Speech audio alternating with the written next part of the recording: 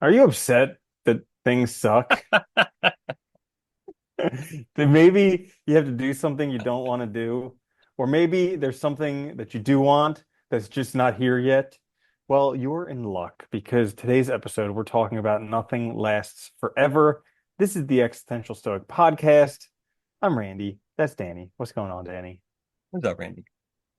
Or maybe there's somebody you don't like in your life right now, and guess what? Nothing lasts forever. Nothing does. Nor does it have Mhm. to. But it's funny because I think that is one of the most interesting things to me, like both in terms of personal experience, but just in general, is that we always seem to think that it will. Like we talk about this a Mhm. lot, like happiness and depression, right? If you're in those states of mind and you think this is how it's gonna be forever, like, or you're unhappy with something, like, well, it's gonna be like this forever. It's horrible. Well, It's just dude, like, that's the tricky and dangerous part of depression is the hopelessness. oh Because God, yeah, I mean, humans can endure anything as long as they know that it's going to end. But like hopelessness, it deceives you into thinking that it'll go on forever, which it yeah. won't. It's just, but at that time, you believe that it will. And pain going on forever, it seems like, well, the only thing better than that is death. Yeah, to have some break from it, right? And that's the hard Mhm. part too, because when you're in that position, which I know we've both been there, it's like really hard too, because you think it's going to go on forever, but it's also self-affirming because like you're hopeless, you feel hopeless, you don't feel like doing anything, you don't get anything done, so nothing changes. So then your cycle Mhm. just keeps snowballing, and like you like it's like a self-fulfilling prophecy almost, right? Where you make Mhm. the reality happen that you think in your head. Yeah. One of the exercises that David Burns talks about in his books, Feeling Good and Feeling Great, is when you think that when you're in these depressed periods and you think that things are going to be terrible. So you have these things that you don't want to do, like, you know, walking the dog. I remember when I was depressed, like especially in the wintertime, going for a walk. Every single time I'd be like, I don't want to go for a walk. It's cold out there. I don't want to go for a walk. And then I go for a walk for half an hour and come back and be like, I feel great. Yeah, because it did. But Dude, that was one of the things that helped me a lot was when we got the dogs was because I started going on a walk twice a day and they go no matter the weather, so uh it's like it really helped. And once you get that build that habit, it's so much easier to go even when the weather's crappy. yeah. You don't feel Yeah, like it. so yeah, it makes a huge difference. And so that's like one of the exercises that he has in the book is like write down things that you don't want to do. And then write down on a scale how pleasure will be, like 0 to 100. 0 not pleasurable at all, 100 like most pleasurable thing ever. Write that down before you do it. And then go do it. And then afterwards, write down how pleasurable was it actually. Yeah. And start collecting these things and you can look and see how wrong you are about your predictions. Oh yeah, we But do. it's We're the constantly predictions that wrong. keep us, yeah. Well, it's our Mhm. imagination and our predictions are terrible. They're good. They're very useful things to have, but they're also very detrimental when they're applied in the wrong way, I guess you'd say, right? And like I think Mhm. those situations are so tough too because it's like, yeah, it's like when you're in that. I remember when I was like really depressed, like any accomplishment felt so good, doing anything. But it was like so hard just to get myself to do the things. And when in actuality they weren't that hard. But it's like they are because you are in that state, right? Like if you're normal, obviously it wouldn't be hard, but like, yeah, being like that is hard. Yeah. Mhm. But it does. It's interesting how these like states feel like they will be just forever. And like as if we couldn't change it, or as if like change wasn't a constant in life. Well, it's interesting because this concept of forever, it's like it's very malleable because Yeah. it's how long is forever? Well, it's longer than any of us have ever experienced. I mean, we've only ever experienced however long we've lived so far. And even that, Yeah. we haven't experienced all of it because, We- there was a time before we were conscious. There's times when we're not paying attention. There's all this other stuff. And it's like, yeah, it feels like it'll be a long time, but there's no way to know for sure. That is true. It is, yeah, time's really weird. And we are not good at like And it's imagining it at all. and it's and it's and it's only when things are going poorly that we actually care. Like when they're going great, we're like, I don't care. Like We let's go on forever. That's It's great. it's funny. I was telling you like last week, I was having some troubles. Like things were going on. I just wasn't feeling great, and I was really tired. And like, but I thought I did really well because like I was catching myself. And the one day I remember clearly, it was like probably like 1 o'clock. I had just eaten lunch. I was tired. You know, you get tired after lunch and all. And I was already tired because I was kind of depressed and stuff. I remember I was just like walking in my house and I just started having that train of thought, like, oh, this isn't going to work out. I'm never going to get that done. And I was like, and I stopped myself and I was like, wait, what?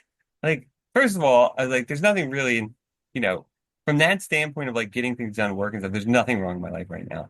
I was like, secondly, I was like, why don't I just sit down and try and then see? And I sat down, like, after doing stuff for like 5 minutes, I got like, I didn't do a ton. I got like an hour of stuff done, felt great, and that was awesome. Hmm. And it's like just Yeah. proving to yourself that you can do it. But it's funny because like it's almost like I think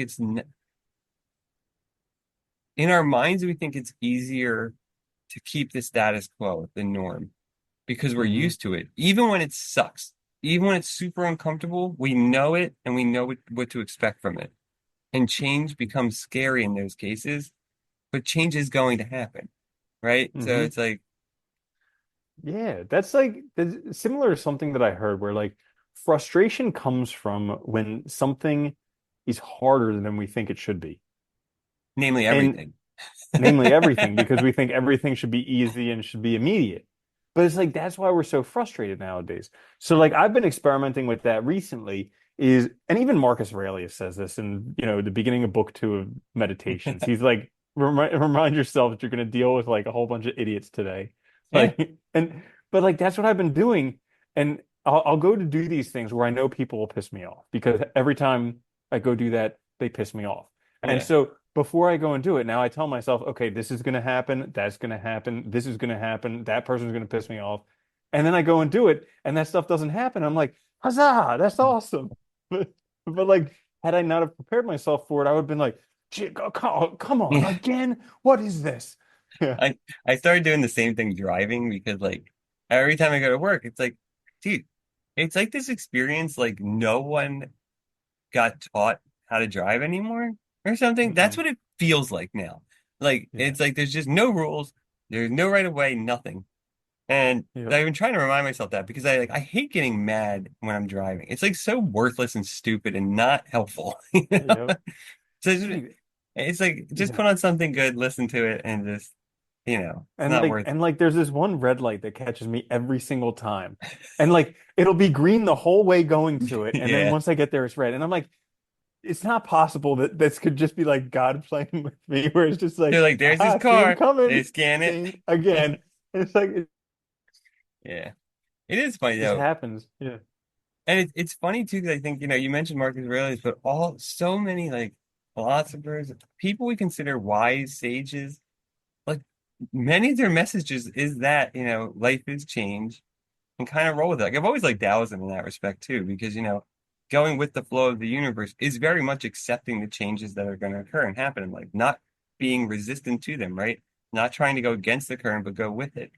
And I Hmm. think a lot of that is because, like that whole idea of like, action of no action, things like that. It's being in that flow and recognizing that you can't force these things. You can't make reality different than what it is, but you can move with it instead. And it's so much easier and so much better, mentally healthy and all to do that.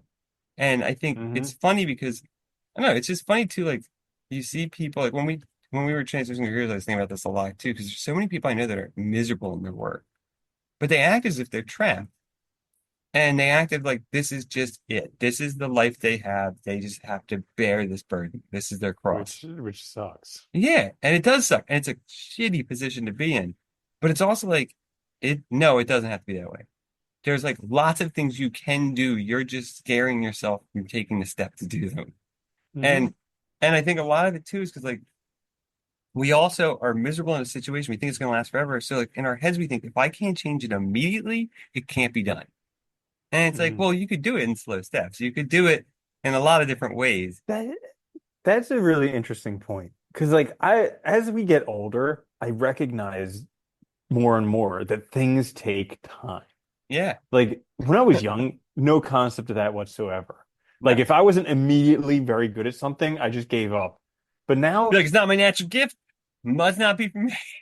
yeah, but now when I start something, I just go in with the expectation that I'm going to be doing this for 10 years. And so like other people who have the mentality that I've had for so long, where like I need to get good immediately, they're like, but why don't you practice this all the time and do this all the time? And like how well, aren't you concerned that you're not good yet? And I'm like, I've only been doing it for like 9 months. Like I've still got another like Yeah. 9 years and change. And they're like, what? It's not Yeah. to mention too, but I think that is this mentality we've adopted, right? That things have to be immediate. I have to be good at it now or I'll never be good at it.